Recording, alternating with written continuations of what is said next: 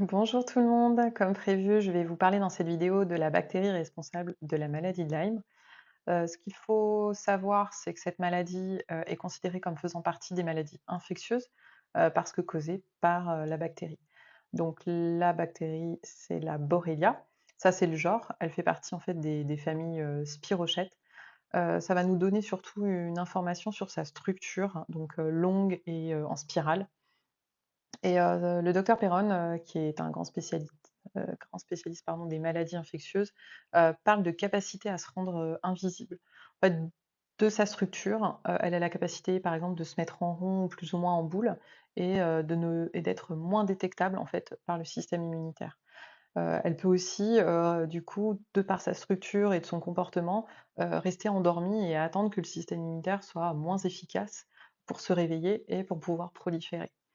Donc, un des indices déjà, pourquoi il est difficile de diagnostiquer cette maladie et à quel point elle peut être, sournoise. Les principales espèces de Borrelia vont nous donner aussi, les je vais vous parler donc des principales espèces de Borrelia et je vais vous donner aussi les symptômes associés, aux différents types. La plus connue et surtout en Amérique du Nord, donc Canada, USA, c'est la Burgdorferi, mais elle est aussi maintenant présente en France, c'est pour ça que je vous en parle. On la retrouve de plus en plus dans les analyses, de patients en France. Ces symptômes, c'est plutôt des atteintes articulaires type, arthrite, mais ça peut être, voilà, aussi des douleurs, migrantes, d'un coup, vous avez mal à l'épaule et puis ensuite, au talon droit, donc un peu rien à voir. Ensuite, on a une qui est très connue en France, donc parce qu'elle est en Europe et en Asie, c'est la Afzélie.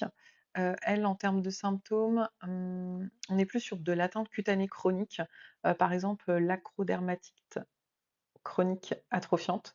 Elle se manifeste, vous avez peut-être déjà vu ça chez des personnes âgées, au niveau des jambes, des grosses veines violacées, en relief, un peu comme des varices mais beaucoup plus épaisses et ça peut aussi se propager, partout dans le corps.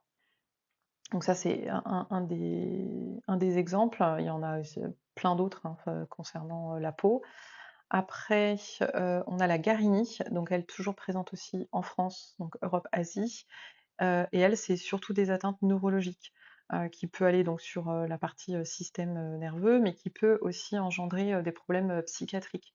Heu Amener en fait, des personnes en psychiatrie. Le docteur Perron, a, enfin plusieurs fois en fait récupéré, des patients, en psychiatrie, leur a, donné un protocole sur 1 mois d'antibiothérapie en intraveineuse et les personnes ont vraiment pu récupérer, une vie, normale et ne plus avoir à retourner, en psychiatrie pour le reste de leur vie.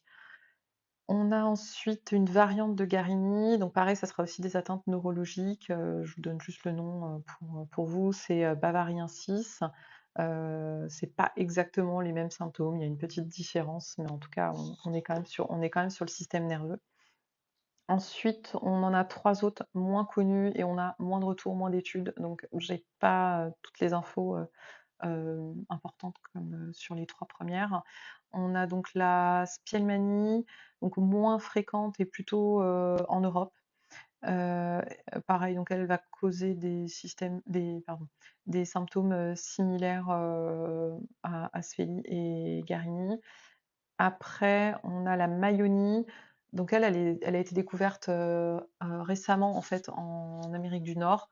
Et là, c'est plutôt des symptômes, assez sévères avec, des fièvres, très élevées et aussi des éruptions, cutanées, un peu comme, les Covid, pendant le Covid en fait, des gens avaient plein de boutons avec des démangeaisons, donc ça fait un peu comme des allergies et après on a la Bissetti mais qui est assez récente aussi et on a très, très peu d'informations pour l'instant donc voilà, mais si jamais vous la retrouvez dans les analyses, sachez que, elle existe.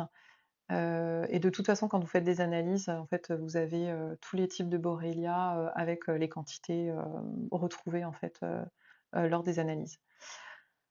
Pourquoi on a autant de variations en fonction des symptômes?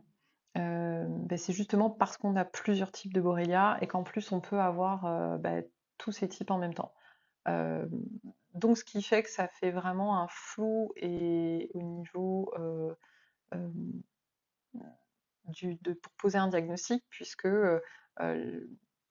ayant des symptômes complètement aléatoires et différents, enfin surtout qui n'ont pas de lien entre eux, c'est pas toujours évident en fait de diagnostiquer Lyme. C'est pour ça que je mettrai pour le prochain post sur les symptômes un test qui est fait par le docteur Horowitz et qui est disponible par l'association France Lyme. Mais je vous le mettrai en commentaire. Et quand vous avez, enfin, dans tous les cas, il faut systématiquement aller voir votre médecin pour vous faire diagnostiquer et avec des analyses. Et du coup, venir avec ce test, ça vous apportera en fait des éléments supplémentaires et ça l'aidera grandement en fait. Parce que l'association France Lyme pourra aussi vous diriger vers des médecins spécialisés dans Lyme dans vos régions. Donc n'hésitez vraiment pas à faire ce test, il est complètement gratuit, il est accessible sur internet. Je vous mettrai le lien dans la description qui correspondra au post. Ce sera aussi pour les gens qui ne regardent pas tous les posts, voilà, pour qu'il y ait vraiment les informations spécifiques à chaque vidéo. Voilà, donc en Europe, bon, les infections sont souvent voilà, plus complexes avec des espèces de bactéries variées. Alors que c'est vrai que par exemple aux États-Unis, ils ont surtout la bordophérie, donc c'est plus facile pour faire des protocoles, pour diagnostiquer et voilà, mettre des noms sur vos mots. Mais on arrive de plus en plus aujourd'hui en France à avancer par rapport à cette maladie, par rapport à vos symptômes. Donc surtout, ne perdez pas espoir, selon où vous en êtes par rapport à vos recherches, par rapport à vos symptômes et au stade de la maladie. N'hésitez pas à poser des questions si vous avez besoin.